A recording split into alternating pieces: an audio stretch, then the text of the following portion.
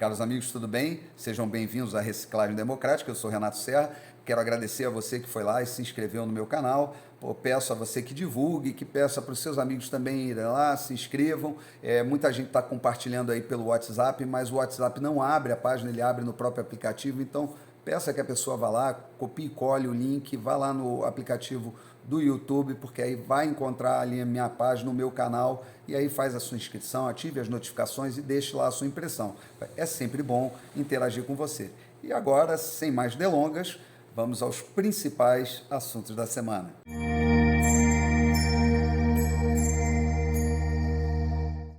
E a semana começou aí com o desenrolar daquela denúncia de corrupção dentro do Ministério da Educação, mais precisamente com os recursos do Fundo Nacional de Apoio à Educação Básica, o Fundeb, num contrato de compra de veículos de transporte de alunos, coisa que não se efetivou, né, muito pela denúncia, creio eu também, mais atenção ali, mas a CGU já tinha se manifestado contra esse contrato e, na verdade, não houve qualquer prejuízo ao erário.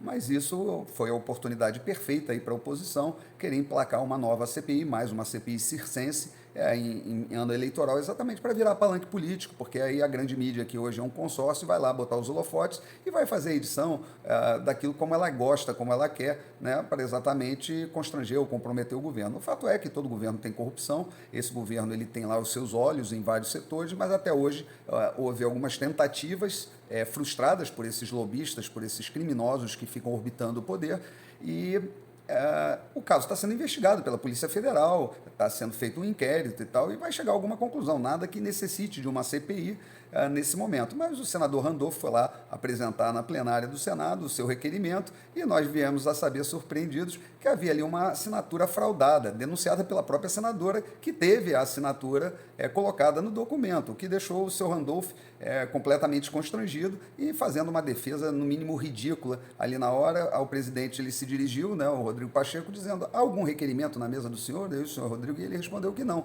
Ou seja, para ele se livrar da acusação de fraude, ele disse: não, eu estou com o documento aqui, mas como eu não entreguei ainda, né, como eu não levei à mesa, isso daí não há o objeto, né, que está sendo acusado. Mas, na verdade, a assinatura estava lá no documento e a senadora denunciou a fraude, o que é muito grave. Deveria o Conselho de Ética abrir um processo contra esse senador para investigar em que circunstâncias isso aconteceu. Mas, enfim, pode ser que essa CPI saia e vai ser muito bom para o governo esclarecer esses fatos, mas eu acho partidário dessa vez o governo deixa correr muito frouxo, para que também se investigue tudo o que aconteceu com esse fundo desde lá do ano de 2001 para cá, para a gente saber como foi a aplicação desses recursos, e aí a gente vai ver muita coisa interessante, e esse suposto limão pode virar uma limonada muito doce aí para a atual situação. Tivemos também essa semana, né, uma palestra numa das escolas mais prestigiadas de São Paulo, Avenues, que é a escola da elite paulistana, onde estava lá um professor chamado Messias Basto e a Sônia Guajajara, dois ativistas do PSOL, fazendo uma palestra lá contra o agronegócio. Bom, enfim, um aluno se levantou contra para defender o agronegócio e tomou lá uma espinafrada do professor, entre outras coisas, ele colocando a sua titulação lá de Harvard na mesa, né, como uma carta, assim, para exatamente humilhar esse aluno, dizer que ele é um ignorante, que ele não sabia o que estava falando. Bem, ainda bem que nós temos internet hoje, foi muito rápido as pessoas chegarem à conclusão, e eu já tinha essa desconfiança que essa titulação de Harvard não existia. Na verdade, ele tinha feito um curso online aí que custa $250 e que qualquer um pode fazer, e que no curso está bem claro lá que não dá qualquer titulação. E é isso que aconteceu. Então, aí existem duas coisas, né? Aos pais que estão com os alunos nessa escola, que é uma escola caríssima, que está contratando professores que mentem, que fraudam seu currículo, né? Então, devem pedir um salário inferior, né? E aí eles botam esse tipo de cidadão para dar aula, crentes que estão contratando ali um doutor de Harvard, ou seja, é muito estranho esse tipo de comportamento.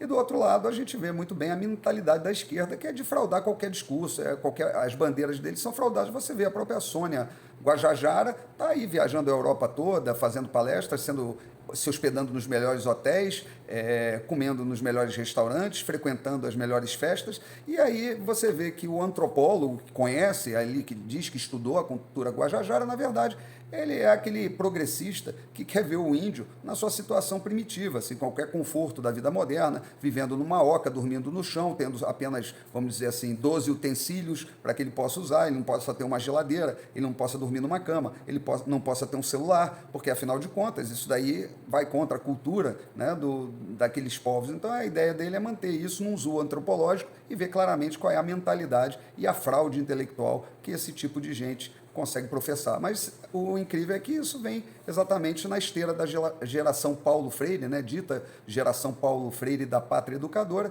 que na verdade formou um bando de idiota útil, que era exatamente o que Lenin pedia para que se promovesse uma revolução. E aí a gente vê o próprio Lula, essa semana, falando vários impropérios, e dentre eles que a legalização do aborto, pedindo o voto do evangélico, mas dizendo que a mulher tem que ter o direito a tirar o filho, tem que ter essa consciência, inclusive ele usou essa palavra.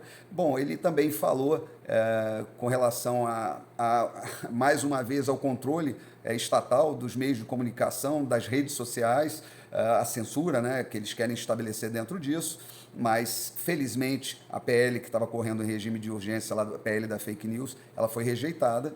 Bom, ele falou também sobre o consumo da classe média, né, que ele acha que a classe média ostenta um padrão de vida incompatível com ela, muito diferente dos europeus. Falou aquela estupidez, né, que é exatamente o discurso da esquerda progressista, né? A farinha pouca, meu pirão primeiro, dizendo ali que se todos os povos do mundo tivessem um padrão de vida do trabalhador alemão, eram necessários 4 planetas para abastecer essa sociedade de consumo, o que é uma grande mentira, né? Nós temos aí a tecnologia cada vez mais acelerando o desenvolvimento, inclusive de novas formas de produção, e que desmentem completamente esse discurso, que também é o discurso que respalda exatamente esse controle de natalidade frente ao aborto e outras mais questões. Mas tudo bem, enquanto isso a população não ostenta nada, ele vai lá, bota um relógio no pulso de 80 mil reais, só anda de jatinho particular, é muito interessante. Então está se desnudando essa fraude, né? E o próprio PT ali ficou constrangido. Essa semana o PT viu que talvez o Lula não esteja muito bem da cabeça.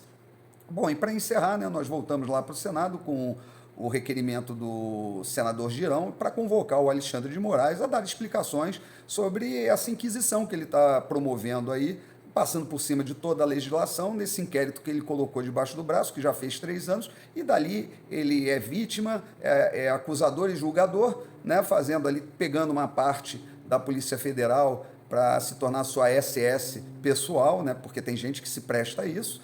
E, bom, enfim, não foi colocado em pauta esse requerimento, porque, obviamente, o presidente, o Rodrigo Pacheco, presidente do Senado, é um covarde, é um homem dissimulado, de interesses ali dentro da corte. O escritório de advocacia dele tem causas milionárias, inclusive dentro do Supremo Tribunal Federal, e, infelizmente, talvez a gente não veja esse requerimento sendo votado tão cedo. Mas também tem a pressão muito clara ali dos senadores, da opinião pública, que está vendo esse claro jogo de cena aí, inclusive de ver um senador, Humberto Costa, o vampirão, mas um corrupto, que estava lá, dizendo que estão querendo constranger o Alexandre de Moraes, levando ele a dar explicações ao Senado, que é exatamente a casa que fiscaliza os ministros do Supremo, que tem inclusive a atribuição de pautar pedidos de impeachment dos ministros. Aliás, o Alexandre de Moraes já teve mais de 20 pedidos lá, todos arquivados, pedidos fundamentados, pedidos de iniciativa popular, com mais de 1 milhão de assinaturas,